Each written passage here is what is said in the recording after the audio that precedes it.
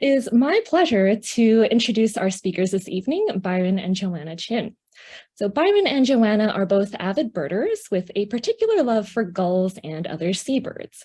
For the last 4 years, they have been studying the Seaside Heermann's gull colony, and they work closely with Monterey Audubon to monitor and conserve them. So we'll hear more about this work today. When they aren't involved in their bird-related pursuits, they are raising their kids to be future birders and working their day jobs. So Byron is a patent litigator and Joanna is a pediatrician. So Byron and Joanna, I want to thank you both so much for taking the time out of your busy schedules to not only help these birds, but also to share your work with us tonight.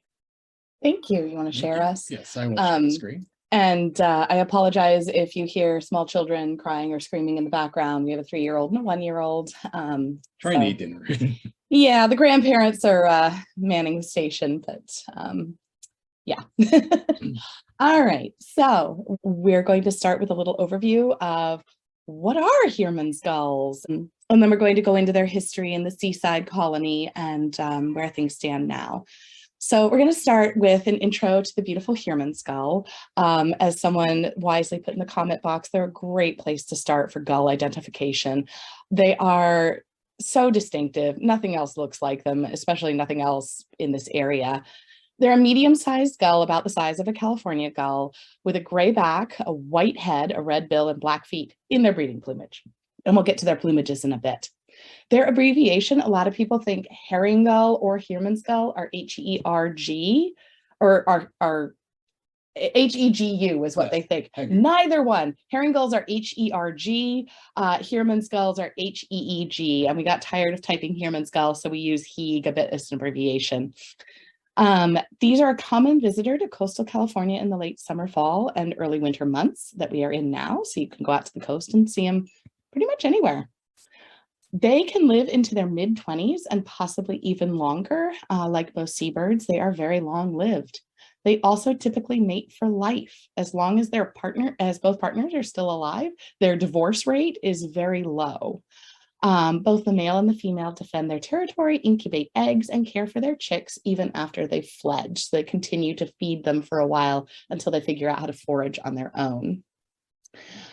Heermann's gulls will forage on their own, go and catch fish and invertebrates and other tasty things, but they're also kleptoparasites, meaning that they steal food from other seabirds. Brown pelicans are their favorite target. What they do is they wait until a brown pelican does its plunge dive, and they wait for the pelican to surface. And when it surfaces, it has to drain all of the water out of its pouch. And to do that, it has to open its bill a little bit. And when they do, the Heermann's gulls will land on their head and reach in and nab a fish. They are equitable about it. The juvenile gulls tend to steal from juvenile pelicans, and the adult gulls tend to steal from adult pelicans.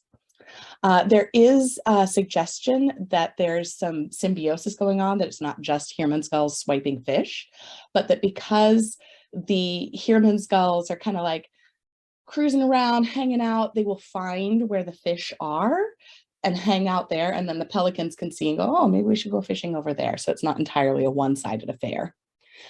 Because of their lifestyle, they are really agile flyers. I beg forgiveness. We fed them a little bit when we were younger and didn't know a whole lot about being good to wild birds, but you can see the amazing shapes in which they, twist their bodies in order to get where they need to be.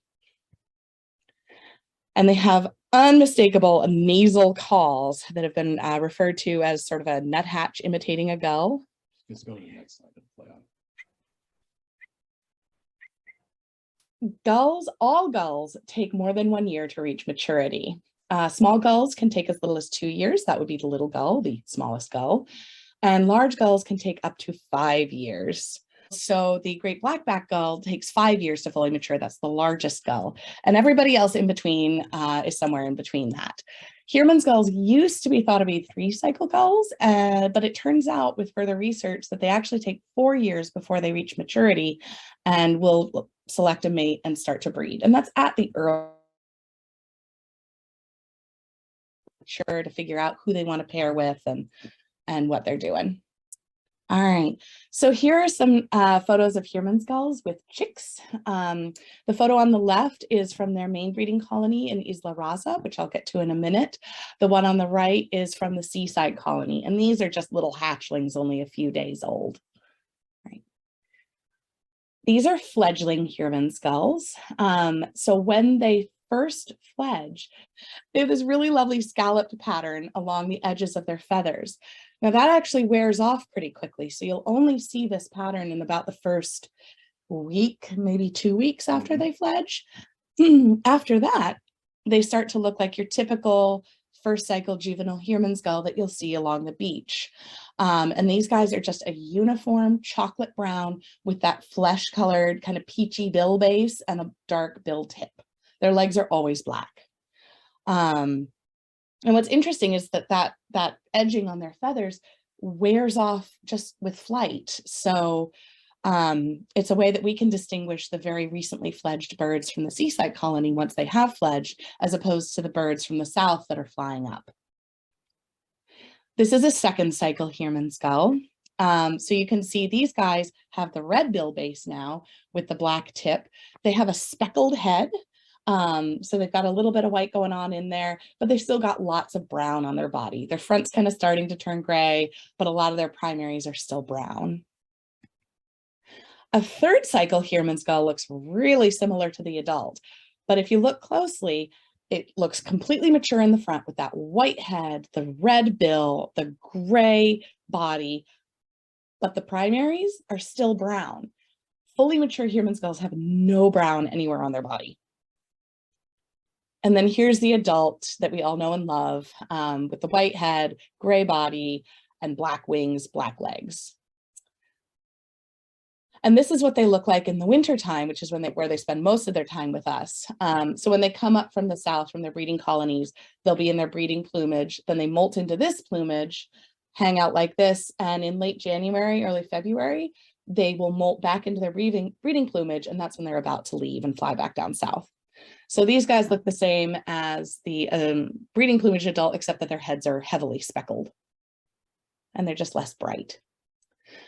So these are some Heermann gulls' nests. They nest in very dense colonies in close proximity to elegant terns on Isla Raza, which we'll get to in a moment. They're typical gull nests. They're just scrapes in the ground. You've got a few twigs, feathers, stuff. And they lay their eggs. It's typically 1 to 3, like most gulls. And that's a cute little chick just hatched. This is Isla Raza. So it's this tiny island in the Gulf of California that isn't even as big to scale as the dot on that map. You can't see it, like if you pull up Google Earth, you can't see it unless you zoom in quite a bit. Over 95% of the population breeds on this one island, and it's less than a quarter square mile in size. It's really tiny. Most of the rest nest in small groups on other nearby islands, so in the same area in the Gulf of California. Now, as you can imagine, because they're in such a tiny area, they're subject to a lot of threats. One of them is overfishing. Anchovies and sardines are the main staples of the Heermann gull diet, and we also really like to eat anchovies and sardines. So if there's too much fishing going on in the area, that will negatively impact breeding and adult survival, as well as the ability to feed their chicks. Locally, there has been a cultural shift amongst the fishermen in the area, also for their own benefit, because, they used to think, oh, the ocean is just so full of fish. There's plenty of fish in the sea. We'll never run out. But the truth of the matter is, with modern fishing technology, yeah, you actually can. And so they have been working together, kind of make sure that they all have enough fish. Conservationists are making sure that the birds all have enough fish. But this is becoming a problem again with some of the rogue Chinese fishing fleets that are showing up where they ought not be, with their very large ships and their very advanced technology, and just strafing through and ignoring regulations. Climate change is another big problem. So El Nino is a big issue for them. Being as how they're in a bay, they are subject to some of these very warm ocean currents. And during strong El Nino years, the water near the surface gets quite warm. And the forage fish don't like that. They go deeper. Gulls don't dive. They can kind of pick things off the surface, but they cannot dive deeply like some other seabirds can. So if they can't reach the fish, they can't eat the fish. And so if they show up on the island and there's no fish for them to eat, they won't even try to nest. They just kind of show up, look around, say, this isn't going to work, and head back north. We're having more and stronger El Nino events these days due to climate change. Also, the threat of rising sea levels is significant. Most of Raza has an elevation of only about 30 feet, with a maximum elevation of 115 feet. It is very flat. Heermann's gulls and elegant terns like to nest in the lower, flatter areas. And as sea levels rise, the best nesting areas are going to be pretty quick to disappear. Hopefully not, but potentially followed by the entire island and also our house, because we live in the East Bay. Introduced predators have been a big problem in the past. They'll kill and eat eggs and chicks. Rats and mice have been eradicated from Isla Raza, but are still present on some of those outlying islands. Other human disturbances that have negatively impacted them have been guano mining. So before the ability to chemically synthesize fertilizer, people used to go out and just basically strip mine seabird poop. And it made for great fertilizer, but it's really bad for the seabirds because you have to show up at their colony and you destroy the area. You just dig it all up. And then egg collecting, because, you know, people like eggs, and who doesn't like a free egg? So people would gather them up and bring them back and sell them to eat, which I understand seabird eggs taste kind of fishy. I can't imagine they'd be the best eggs, but, you know, maybe some folks like that. These activities have essentially ceased on Raza since it was declared a sanctuary in 1964, and it is very closely monitored by resident biologists during the breeding season. And any weakening of those protections will likely result in people doing bad things again, because people. We can thank Dr. Enriqueta Velarde, a seabird researcher at Universidad de Veracruz in Mexico, who has dedicated her entire life and professional career to studying and conserving the birds of Raza. She is out there every year, living on this tiny deserted island, catching birds, banding them, collecting feather samples, collecting blood samples. She's got grad students who come out and do it with her. It's amazing what she does. Without her, we would know very little about the Heermann's gull. Raza would not be protected. We'd probably have much lower populations. And she does all this work with the elegant terns too. It's the both of them, because those are the two main birds that nest there. And there's a really great article about her and her work that Mother Jones published that I highly recommend reading. And it talks about how she's basically saved these two species. And I must say, she has also been an extraordinary research. We reached out to her to learn more about Heermann's gull's nesting behavior when we discovered this colony, and she's just been amazing. So we have a question about the benefit for yes, the benefits of breeding together for the Heermann's gull and the elegant tern. Yeah, so gulls aren't always great to nest near because they're omnivores and they will eat anything, including your eggs and chicks. Yes, eggs are a fabulous source of protein and calories and fats. But they're really feisty. They are aggressive nest defenders, as anyone who's been out on the California Gull surveys would know. We wear hard hats. Anyway, so the way that they nest is the elegant terns are all in the middle, and we have a picture of this later.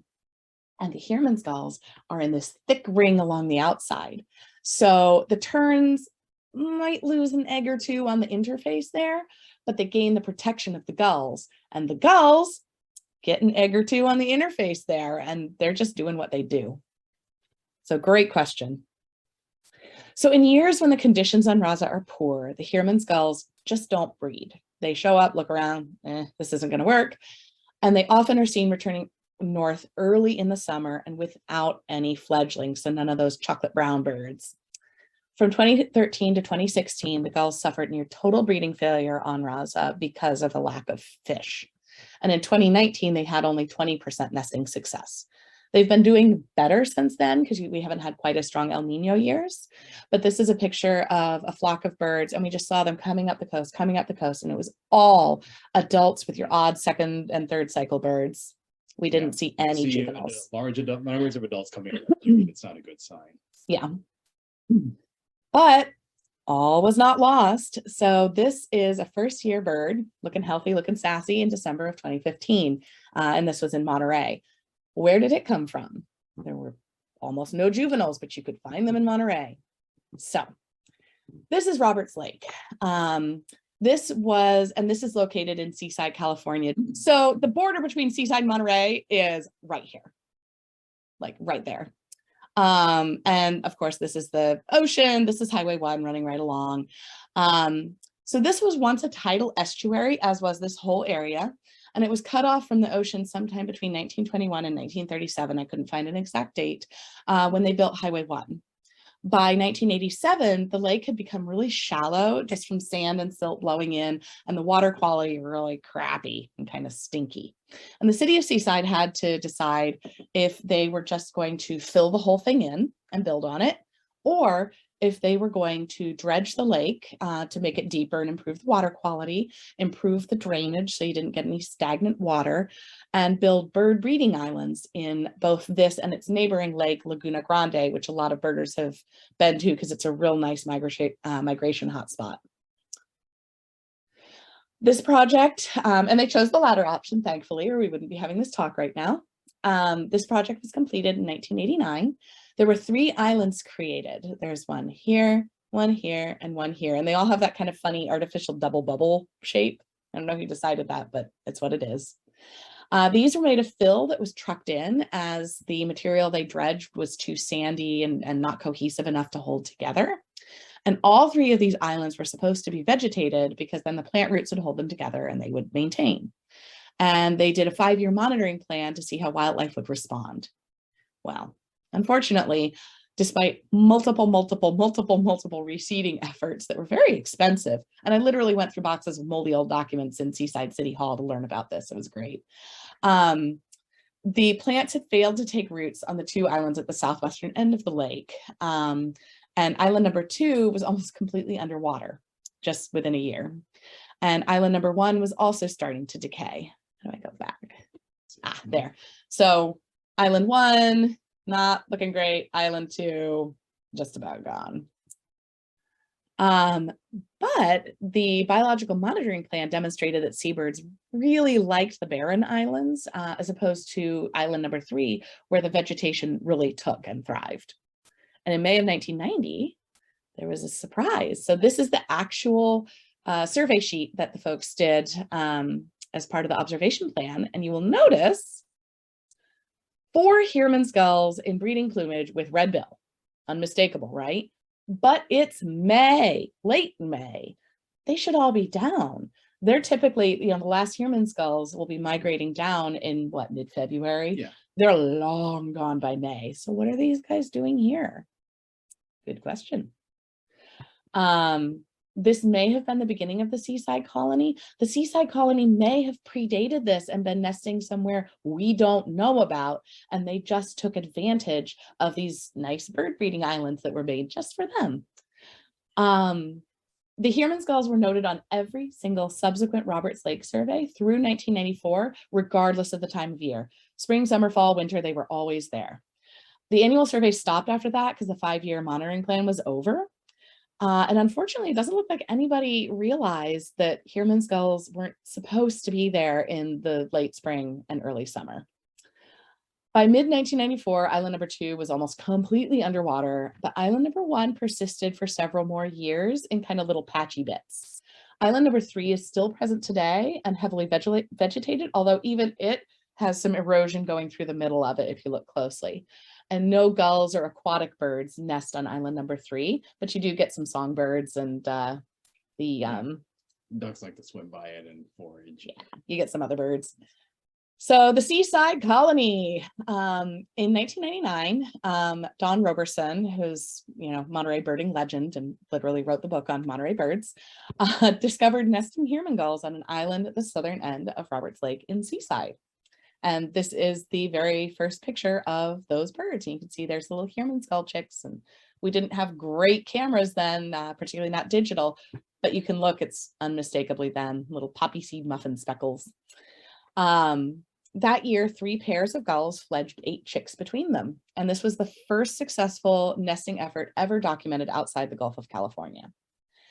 Human gulls have tried here and there to nest at various sites on coastal California, including on Alcatraz. There have been a number of documented efforts there, but those were usually single pairs whose efforts failed, often due to Western gulls being more aggressive than human gulls. If anyone has dealt with a nesting Western gull, I don't think we would be surprised. Yeah. We do have a couple questions. Oh. I think we can. Sorry. Here. Do the ones that are not fully adult migrate to Raza too? Yes. Everybody picks up and goes. They don't breed, they just hang out. Mhm. And why is Raza the only island the birds like? I think not- only the birds know. Yeah. You know, gulls have high nest site fidelity. They like to nest in the same place year after year after year after year. And some combination of it, they appeal to them. And then when you have some, then even more come. So Yes, that's true. So yeah, here they have high nest site fidelity. So if they were successful, they keep going back until they aren't. Which I guess is better than albatrosses, who have a tendency to keep going back to the same spot even when they're not successful. or They it's will underwater. they will doggedly keep trying, or on a airstrip. Yeah. Yeah. So the seaside birds kept nesting on their little islands and were successful most years. By 2002, there were 16 pairs, so it's up from prior. And presumably this was the original birds and some of their offspring, or if the colony was nesting elsewhere, it may have relocated some of the birds. They continued nesting on that island until 2007, when it totally crumbled into the lake and there was nothing left to nest on. The gulls were not observed nesting for several years after that, but they never left the area. So this is a picture of island number 1 in Roberts Lake. This was we have a shot from 2008. It's actually Google Street View. Oh, that's funny. Okay. So yeah, you can see it's really not looking great. Yeah. And then 2018, it's just completely underwater. And you can see there's the rim of And a cormorant. and a cormorant. They like to Cormorants stand. do like to sit on. There are these little posts that stick up every so often around the edge of the island, and the cormorants like to sit on them or stand on them and dry their wings. In 2011, folks noticed that the gulls were hanging out on top of a warehouse near Roberts Lake and the lower roof down here. The owner of the big warehouse here erected a bunch of deterrents over the years, you know, plastic owls and those little dealy boppers that are supposed to scare them, but don't. None of those were effective. And the owner or the renter of the lower, the shorter building here didn't deter the gulls. And in 2013 through 2016, despite the deterrents, both the birds were successful nesting on both rooftops. Unfortunately, in 2017, the warehouse owner put netting over top active Human gulls nests on and basically separated the parents from their eggs. And here's a gull, and here's her nest, or his, I don't really know. Yeah. And eggs, and you can see the bird is trying to brood the eggs, but is nowhere near them because they're on a net. And of course, all the nests failed, which is really unfortunate. And I'm sorry to any baseball fans, but Reggie Jackson is the owner of this warehouse. This is Reggie's garage, and he didn't like the birds pooping on his cars. This is obviously a violation of the Migratory Bird Treaty Act, which forbids the destruction of active nests of any native bird, which human gulls are. Many attempts were made to discuss the matter with Mr. October to no avail. It was reported to the state and federal departments of Fish and Wildlife, but by the time it got down to them, no action was taken because there was no more evidence of anything. Once So- the deterrents have been in place for a year, there's nothing to be done, really. Yeah, you can only make a complaint when the evidence is present. So they would have had to come and look when the netting was over active nests. by the next year, obviously, there aren't any active nests, so there is no violation. In 2018, the Heermann's gulls returned to the warehouse and nested on the lower roof there that didn't have deterrents on it. But unfortunately, because that roof was so low, I mean, it's the kind of roof that, like, you know, you get a step stool, you could probably climb up onto it. We found all the chicks dead on the rooftop, and we think that probably a predator was able to get up there and get them. Raccoon, feral cat, we don't know, but yeah. The adult birds were fine, of course, because they could fly, but they did not nest again in 2018. And then in late May of that same year, we discovered the gulls were also nesting atop the roof of the McDonald's on Canyon del Rey, which is right across the street from Roberts Lake. So they go and forage in the lake and then head back here. We would never have known were it not for the drone, but you can see here, these are all Heermann's gulls. You can see their little white heads. These are all nests. And you can see by the quantity of guano, this isn't the first year they were nesting there. I think they were there for a real long time. Yeah, and it was a, I guess, mid-90s design McDonald's. So it was one of those with the tilted, slanted roofs and a nice protected area on the inside that the gulls absolutely loved. Yeah, and if you stood downwind of it, you knew there was a seabird colony nearby because you could smell it. But it's breezy enough there, I don't think it ever bothered anybody. Unfortunately, in June, any Monterey locals might remember, there was a massive fire when a drugged driver slammed into the side of the McDonald's in the wee hours of the morning, hit the gas main and the electrical panel, and it just exploded. The employees that were opening the restaurant thankfully got all out unharmed, and everybody that was in the car somehow survived. But the building was a total loss. I mean, you can see from the pictures. The adult birds, again, they did fine because they could fly, but the nests were way gone. The McDonald's has since been rebuilt, but does not have the kind of rooftop they really like. And they do have some deterrents up, although not netting, I don't believe. No, just a little spinning. Yeah. So. And this is a sad Yeah, montage.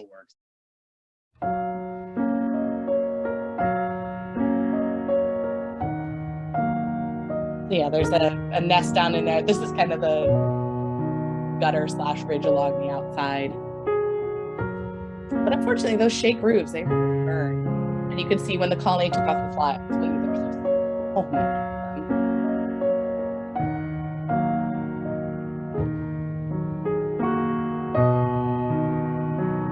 And you can see some of the nests in there.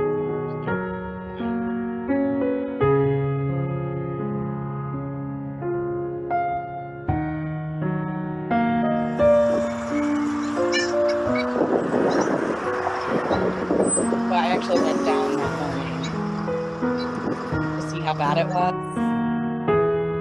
And it was pretty bad.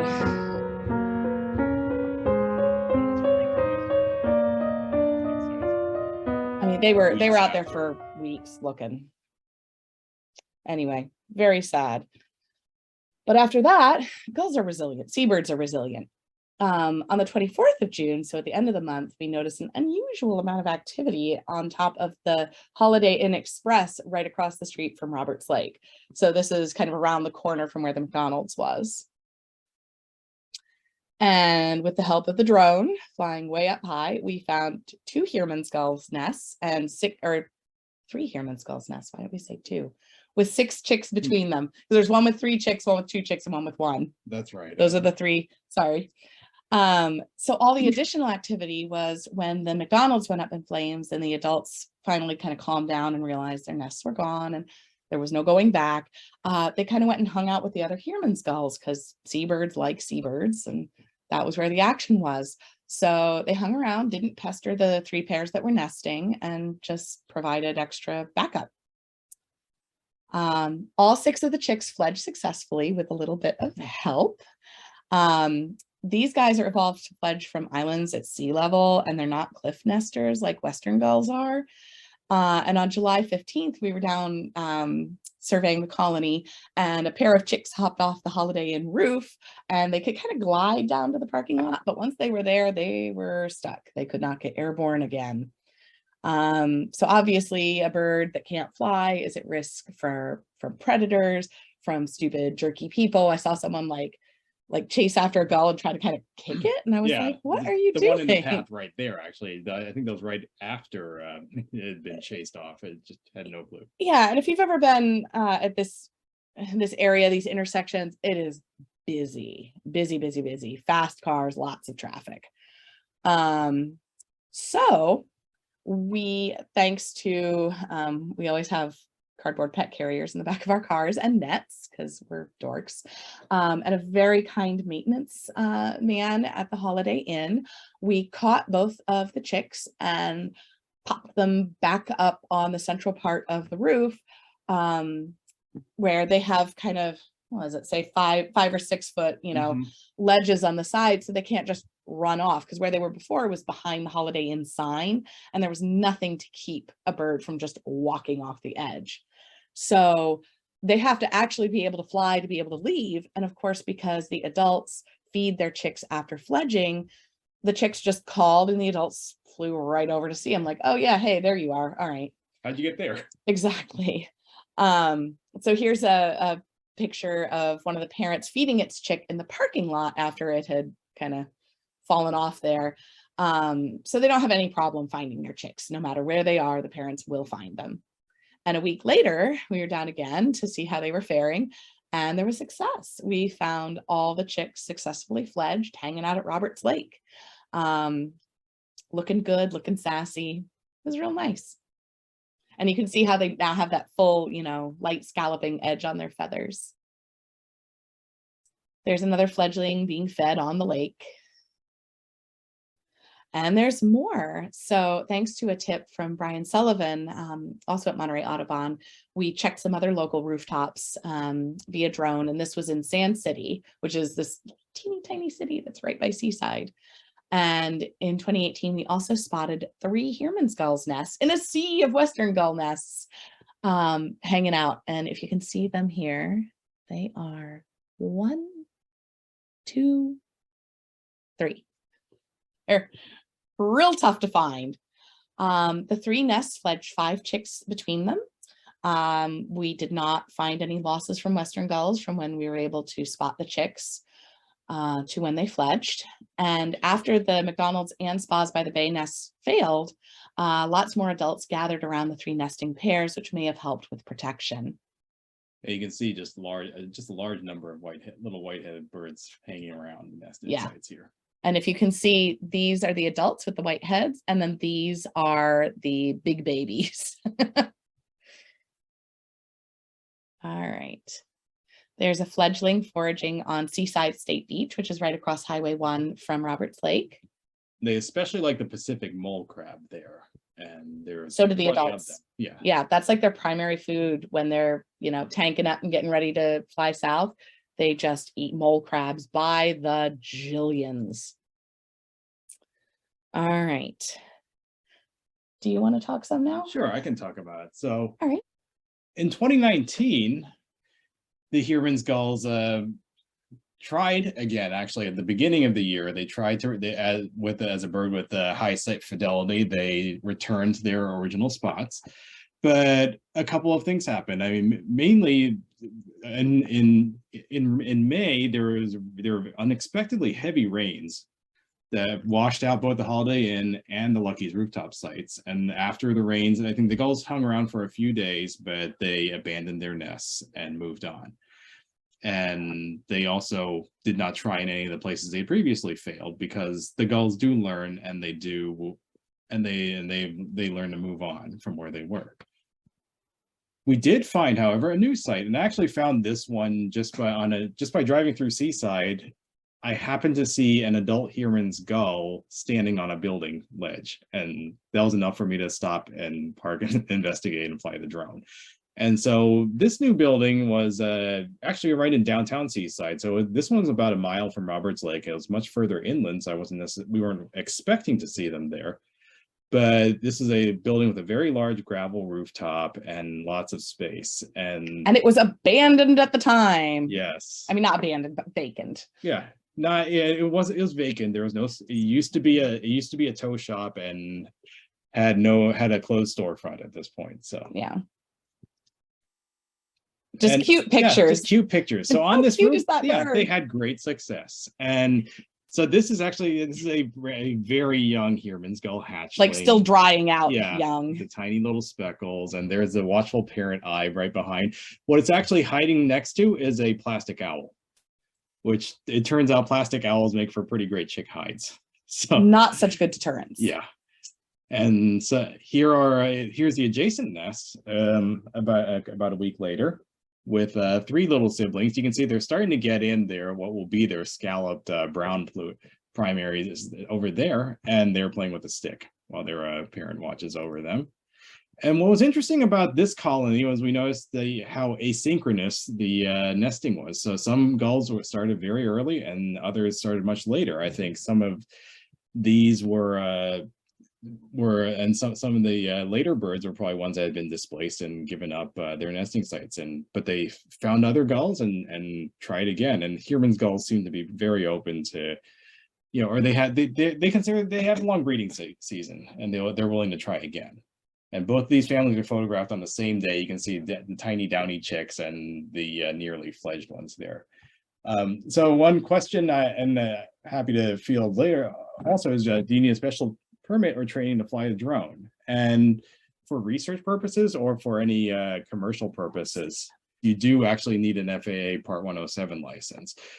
For drone hobbyists, there is they still require it's a much more cut down basic knowledge test, but it's the way drones are and the way and the way seabirds react to them, it's very easy to get in trouble and to do harm to seabirds. So you have to do it very carefully. And we'll go into more on just what the drones we use, and also just the practices we use for safety. Yeah, there's been a real issue with the black oyster catchers nesting in Monterey and idiots with drones. Oyster catchers are extremely territorial and do not take kindly to the drones, and it stresses them greatly. The other thing you need to fly in Monterey is FAA authorization, because you're within a couple of miles of the Monterey Regional Airport, actually in the flight path. So they need to know you're flying there, and you usually need to have specific permission to do so. It's not one of those areas where they just authorize you to go up. So is there an estimate of the total number of Heermanns in California? We'll have to answer some of these later, I think. Okay. I don't think so, because most of them are migratory. We think the colony is 100 to 150 birds, but probably larger by now. I don't think we know everywhere that they nest. Yeah. So we don't have a great count.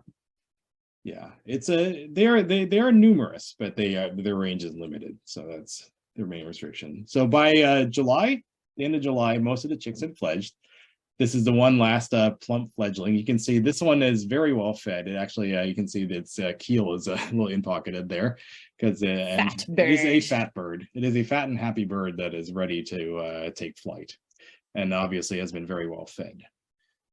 Obviously, this was not the ideal nesting site, because and you can see here what hazards face the birds. That particular year, the building was vacant. The skylight was completely open, so we don't know if anyone fell in there. Hopefully not. Hopefully not. It looks like they were mostly staying away from there. And the street, it's just kind of like an alleyway, but there were lots of people it was right by Broadway, which is a very busy street. And sadly, that year, we know of at least one of the chicks did get hit by a car and didn't survive. And so 2020, this colony actually grew substantially. So the colony returned to the same building. And this year, you can see the colony up here. It's huge. There are many more birds there, and they fledged over 40 chicks. And again, the birds did not return to any of their old nest sites. Good comparison. Yeah, here's a drone photo from the same location in 2019 versus 2020. Now, you might notice something unusual about the middle here, and not all of these birds have dark gray backs. And so what happened there is the Heermann's gulls had new neighbors, California gulls. Now, California gulls have been hanging around in Seaside for a number of years, but we've always just seen either, immature juveniles or just a few adults hanging around. And there were a few in 2019 that were hanging out on the roof of Santa Barbara Street, but this was the first year that they actually built nests there, and they built, you can see here in Lots the middle, of lots nests. of nests. So this was actually the first documented nesting of California gulls in Monterey Bay. We actually told Don Roberson about it, and he was excited about the California gulls. Yeah. Now, California gulls are very similar in size and temperament to Heermann's gulls. They form really dense nesting colonies, and so they originally were fairly rare in the Bay Area, but after they lost their habitat in Mono Lake, what actually happened was due to receding water levels, a land bridge opened up to the island they were nesting on. Terrestrial predators would come. They significantly expanded their range and have thrived in the Bay Area and now down in Monterey Peninsula as well. Got to give a shout out to the SFBBO California Gull surveys. We participated. Haven't been able to since children, but yeah, but SFBBO does a wonderful job of monitoring the range of the California gull because they are gulls and they are opportunistic. So they also pose a threat to all local native shorebirds. Anything that will fit in their beak, yeah, they pose a threat to. And so far, the interesting thing about their relationship with the Heermann's gulls is that neither the two species seem to get along just fine. And they seem to have taken on a similar configuration as the Heermann's gulls and the elegant terns on Isla Raza. The Heermann's gulls you can see here are on the periphery mostly, and the California gulls are in the center of the rooftop. And this worked out wonderfully for them, and we didn't see a lot of interspecies aggression between the two either. So they just worked together, and everybody fledged by mid-July. And as far as we could tell, both species had great nesting success. In 2021, unfortunately, so we tried to head this off. We actually had figured out who owned the building because it looked like someone had been starting to do things with it. It actually is the current business is actually a cannabis processing facility. And so we had reached out to the building owner before the nesting season to try to just educate him about what was on there and what to do. And the other thing people don't fail to realize is how short the nesting season is. It's so short. Yeah, the birds are gone, as we've seen. The birds are usually gone by July. So we tried to reach out, and we did at least talk to him about it. But the tenants who were keenly aware of the gulls as well, quietly erected netting in late April. And so yeah, and we knew that they were going to be hostile because they put up this stupid hawk deterrent first. We talked to Fish and Wildlife, and they're aware, and they made it very clear that if they did anything further, we were to contact them and they would take action. Fortunately, no gulls were harmed in the netting of this roof, but unfortunately the roof was netted. Yeah. The Heermann's and the California gulls are undeterred. Again, seabirds are resilient, and they nested on rooftops along Broadway and downtown Seaside. So this is like a little strip mall that's on Broadway. Multiple businesses. Yeah. Not all the pairs re-nested right away. There were only 19 Heermann's gull nests that year, and some of the California gulls joined. And again, they're in the center, like right here. But many of them formed their own colony on the roof of an establishment called the Seaside Market that's closer to Roberts Lake. And also vacant. But that also really smells like a seabird colony. So. And then in 2022, do you mind if I just go ahead? fast? Yeah, that's fine. Rooftop success. The nice thing about them picking a strip mall this time is it's sort of the tragedy of the commons, because everyone is renting and there are so many businesses like actually attached to each other. No one business can net off the entire thing. And it's really hard to net off part of a strip mall roof. So they showed up in larger numbers, and so did the California gulls.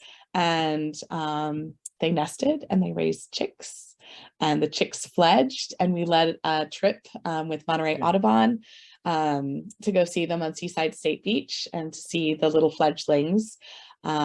And it was great. It was really lovely. And we took our kids. There's our youngest George and our oldest Phoebe. Yeah, we've been less able to observe our colony the last couple of years for some reason. Yeah, it's tough with small children. We love the Seaside Huron Gulls. These are a couple of our decoys. Yeah. And we'll go just quickly. Real quick. Yeah, real quick. Some of the Just nuts a and little bolts bit of what we story- do. Yeah, the story of how we got involved and just what we've been doing as well. So we are, as Serena mentioned, we are not scientists. We are scientists, yeah, by but we're not profession. seabird Yeah, biologists. seabird biologists. We are citizen scientists who might like gulls. That's our daughter dressed up as a gull chick. Pre-pandemic. Yeah, pre-pandemic. So we never realized something special about Monterey was the fact that we always thought that the juvenile Heermann's gulls stayed when the adults migrated south. And that's because we always went to Monterey and that's where we saw them. And we would see juveniles hanging around in April. And we never realized that they would just fly back with the adults. So for years, we just kind of, like everybody else, we walked by the colony. And it all started in a weekend trip in 2018. We'd heard a rumor about the gulls and we walked And about. hey, let's go find them. We heard them and then we found them. And since then, and we saw them on the netted off roof, and we knew something was wrong, something was amiss, and that's how we got involved. So since then, we've done a lot. We became drone pilots. We acquired He's the drone pilot. We acquired a boat, and we have deployed a floating nesting island, and we built some monitoring systems for it. This is our floating island. It's we call it Isla Rosita, Little Raza, and it serves as a floating home for the Heermann's gulls. And so it's actually a floating polyester matrix that actually Polypropylene. yeah, No? I think so. No. It's a Number 2 plastic. Number 2 plastic. Some bottles. Polyethylene. Yes. Polyethylene. There you go. Yes, with a gravel top, and it's designed to be very flat and just welcoming to the gulls. The idea behind it was to provide a backup nesting spot because we were there when we met them. The gulls were under a serious habitat threat. And we didn't even realize how resilient they were and how many rooftops there were for them to find. And the fact that they've done so much better in recent years is just a testament to it's a good thing. It's a testament to how resilient they are and how we were there to help it. They really figured it out on their own. This is just an example of what a nesting raft that's actually being used. This was an Arctic tern raft that was installed in Scotland because terns were nesting atop a GlaxoSmithKline facility and attacking employees arriving at work. And so you learn Like biting their faces. Yeah, you don't want to be attacked by a tern. So attracting the terns to an artificial island made for happy terns and happy employees. And so Isla Rosita has a lot of gull amenities. I'll just run through them quickly. But gravel surface, the gulls like gulls. So we put decoys out and lo and behold, these juveniles are hanging out with the decoys. They like perches. The audio system is actually very important. The moment we turned it on, the gulls started flying over it. They love the sounds of it. It plays Heermann's gull calls on loop. And here are some juveniles hanging out and checking out the island and enjoying it. This is the camera we use to observe it. And this is a cellular solar camera that I'll talk about in a moment. And that's a Western gull. That's not an amenity. So that might be a problem. Yeah. It nests on the Hampton Inn across the street. It doesn't nest on the island, fortunately, but it's also large and aggressive. So today they haven't nested on the island. They do like to hang out on it though. And especially in out of the breeding season, many immature birds show up. And our hope is that those birds will, since they are looking for new places, they will have known about the island all their lives. It won't be this thing that just suddenly showed up one day that might not be safe. When they're looking for a home. And we hope that, when they're mature, they might consider. Yeah. Because they certainly visit. In the meantime, we get some great footage of them and watch in their candid behavior and also some birds in flight. And this is a very short video clip, but this is what the camera captures. This is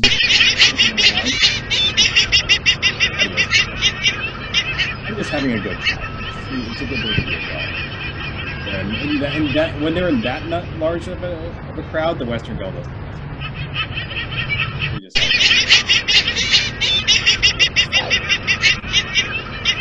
And even even the little juveniles get in. It just sounds a little off. and it makes a very funny long call in the moment.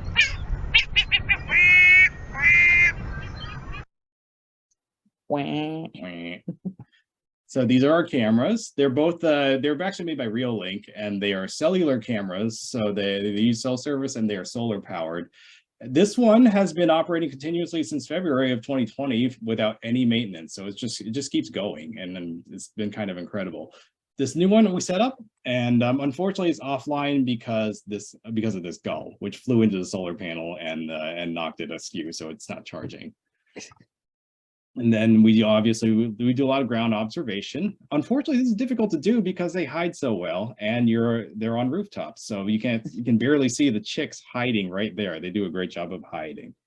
So with respect to drones, this is how we typically fly. This was actually our first drone. It was a DJI Mavic Pro, and we fly high, and we always fly with a spotter, and we can get some great footage from it. I'm not going to go through this whole thing, but a lot of how we find the birds is by video, and that's because they have such cryptic plumage that it's difficult to see them, especially the chicks. Yeah, so we take video like that and load it on a 4K TV and just stare at it, because you can see the chicks move even if you can't see them in a still picture. If you see the movement on the video, then you know that they're there.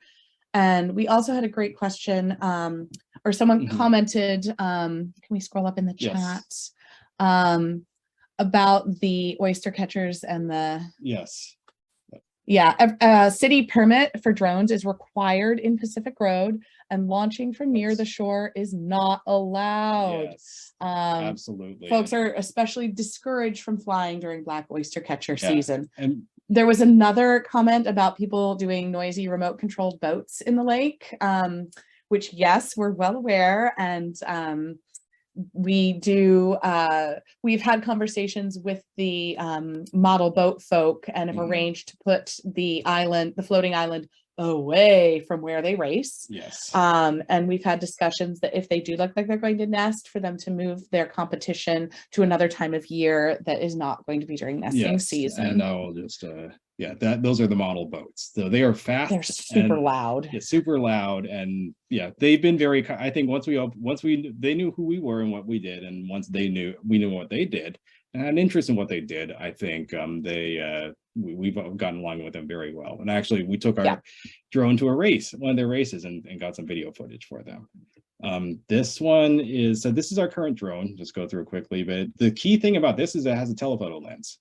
So we can get much better pictures from much further far away. Yeah, and so for very sensitive birds, would be a very useful, very important tool. And I think this is our first year using it, so there's still a lot to learn with it. And most of the trouble with drones comes from Western gulls. Yeah. And for whatever reason, Western gulls hate drones, and you can see one could see one half a mile away and chase you for another mile or so, just because it doesn't like you. So we always fly at a safe altitude. We never descend too much, and we always fly slowly and watch out. And if we get in trouble, the way to do is you can outclimb a gull. So we always at the first sign of anyone circling up to get us, we fly out. Heermann's gulls there's a question about, do Heermann's gulls mate for life with the same partners? Yes. With a very low divorce rate. Yeah. And all right. And we're doing a lot of community outreach. Monterey Audubon and especially Amanda Priest have been very helpful with this. Talking to the owners of the places that they're nesting and getting them involved. Letting them know, like, this is special, talking to people at Roberts Lake, holding events, doing outreach. We talked about the model boat racers. Yes. There's Amanda Priest. We were at the Monterey Bay Birding Festival, so we've also done a few displays and things there. And on the right, you can see the Monterey Audubon now has cards, just a quick info sheet about the Heermann's gulls, and also providing information and numbers to call if you see something. Michael Navarez at Other Brother Beer has been wonderful. He actually made a Heermann's lager because of our birds. You can have a beer at their little outside place called Heermann's Landing that he put out during the pandemic. And he's been very supportive of our efforts. And because Other Brother is across the street from their current nesting spots on the little strip mall there. He's just been wonderful during breeding season to let us know about any potential problems. Mhm. And So yeah, ways you can help. yep. Yeah. If you're in Monterey and you see a Heermann's gull in trouble, call the SPCA because they can assist with rescue efforts. If anyone's harassing the gulls or the nests or the chicks, you can call CalTIP to let Fish and Wildlife know. And if you see any nesting Heermann's gulls anywhere in California, let us know. There was a question up here that do we think there are other Heermann's gulls? Other colonies. Yeah, other colonies along the coast, maybe. Yeah. La Jolla, we are very suspicious of. If you look, I have gone combing through some eBird reports looking for Heermann's gulls spotted in breeding plumage in California in May, because May is a really great month. They are never, ever, ever April and May. They should not be here unless they are nesting. And there have been reports of adult Heermann's gulls in La Jolla. Now, I don't live in San Diego, so I haven't been able to do anything about that, but I'm real suspicious. Yep. Why do they like the periphery of roofs? I think it's made from viewpoints, just security, and they can all the chicks also hide along the ledges. Yep. So we have social media. We're on Facebook and Instagram. And yeah, the way you can help is to spread the word. Let birders know. If people want to see a Heermann's gull and add it to their list, they can do it anytime at Seaside because they're always there. And we don't tend to publicize to non-birders kind of where they're nesting just in case people are doing stupid things. But we'll absolutely let birders know. Yeah. Birdorable designed our logo. So we need to give a shout out to them. Those are our two kids, obviously at different times, dressed as gull chicks. Yeah. And so let's see. So it actually is. So there's a question: is there a way to start a program that awards or highlights building owners? And we've been trying to get that off the ground. Yeah, some recognition there. Heroes. Yes. With respect, yeah, for Michael, our other brother, we actually made a custom photo frame with a Heermann's Hero certificate. And rebuilding the islands in the lake. Maybe it's really hard because of all of the wind and the surf and it's brackish water, and it's just the original islands fell apart for a reason. It turns out you need plants to keep it going, and then the gulls don't want the plants. Exactly. So it'd have to be a very specific construction, and it's going to be expensive, but it's been discussed. It might be done sometime in the future, but we'd probably have to prove that the gulls will come back to the lake to nest, and we haven't done that yet on our tiny island. So we'll see. Yeah. So the mirror box is there to make gulls think there are more gulls. Yeah. It's really the same as a decoy. Yeah. Yep. And let's see. I think that's all the stuff for the moment. I don't want to keep people any longer. I know we've run over time and I apologize. I think. But yeah, does anyone have any other? Let's see. We have hidden colonies.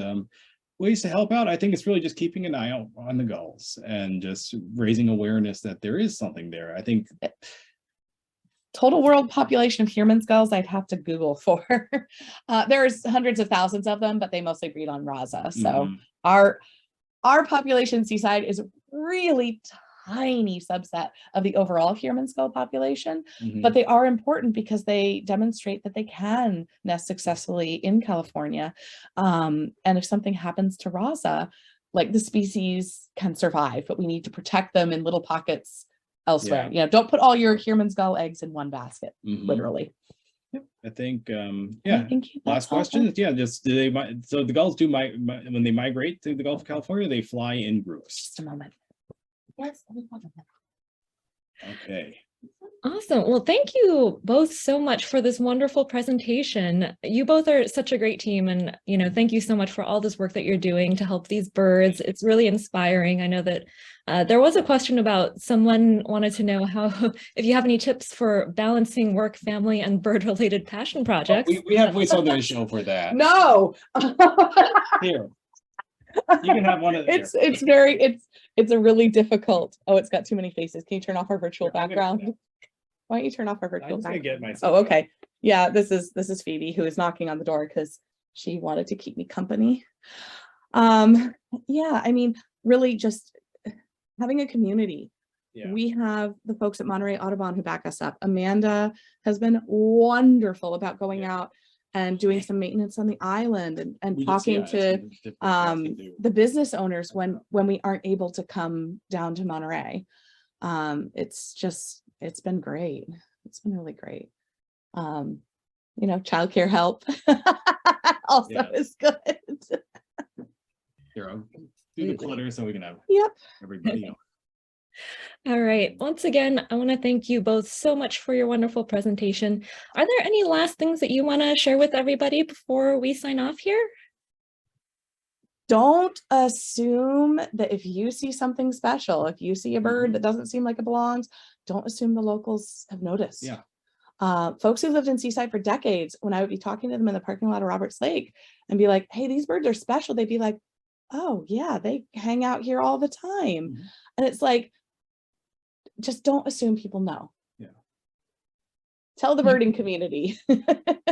Absolutely. Share with people. Hi, did you want to share something? You want to share something, Phoebe? Do you like Yearman's gulls? Do you like Yearman's gulls? Yeah. You saw that they were really cute, weren't they? Yeah.